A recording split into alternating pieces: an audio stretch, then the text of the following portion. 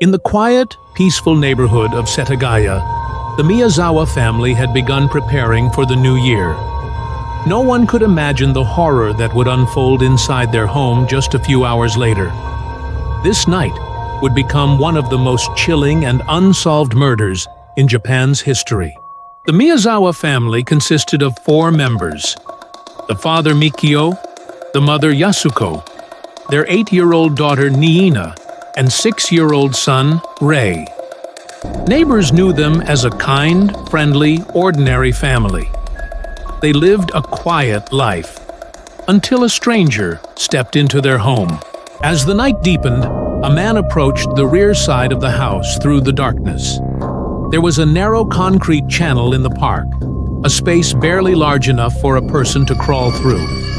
Investigators later confirmed that the crawling marks inside belonged to the killer. The killer crawled through the channel and emerged into the backyard. He then climbed the balcony and slipped through an unlocked window. No one saw or heard him. The house was warm and quiet. Everyone was in their rooms. The killer first entered young Rei's room. The boy was playing on his computer.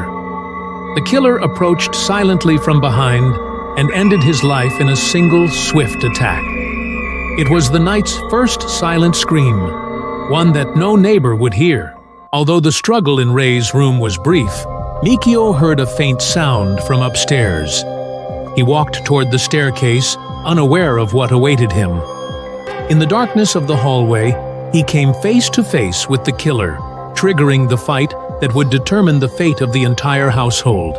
A brutal struggle erupted between Mikio and the killer. Police later concluded, based on overturned furniture, that the fight lasted for a long time. Mikio was known to be strong, but the killer's attacks were precise and ruthless. After a devastating blow, Mikio collapsed, leaving the intruder with no more immediate obstacles. Hearing the violent noises from downstairs, Yasuko panicked. Trying to reach her children, she stepped out of the bedroom. But the killer rushed up the stairs and caught her. Yasuko's scream echoed through the entire house. Neighbors later admitted they heard it, but none of them called the police. 8-year-old Niina stepped out of her room after hearing her mother's scream. Despite her age, investigators believe she attempted to protect her family. But the killer turned on her as well. Evidence suggested that Niina fought back bravely before succumbing. After killing the family, the killer didn't flee the scene. Instead, he took control of the entire house. This is one of the most disturbing aspects of the case.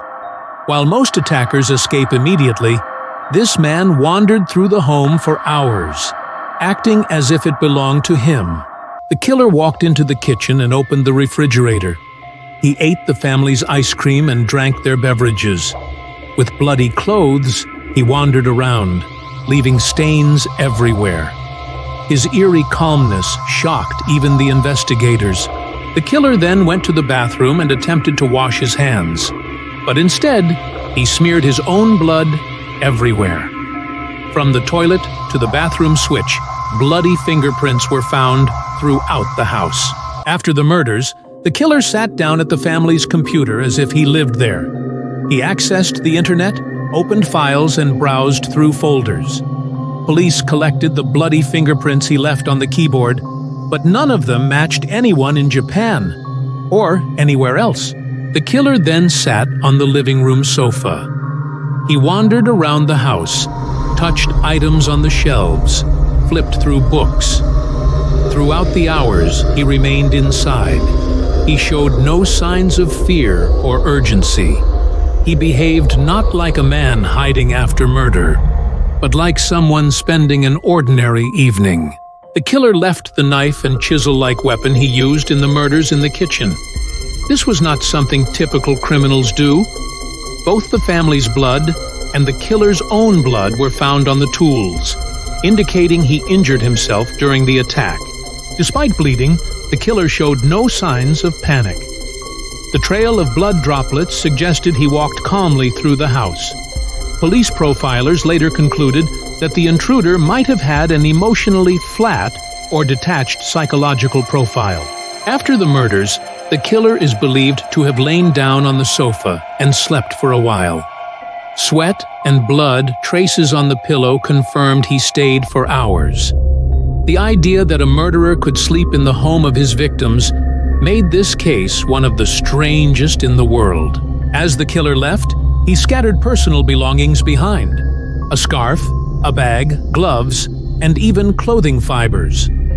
When Japanese police analyzed them, they discovered a mixture of Asian and European DNA markers.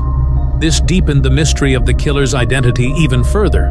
The next morning, a relative who couldn't reach the family became suspicious and went to the house. When the door didn't open, the police were called. As officers entered, an eerie silence filled the warm, lit home. The refrigerator had been used, but the house felt lifeless. When investigators searched every corner of the home, they realized the unthinkable.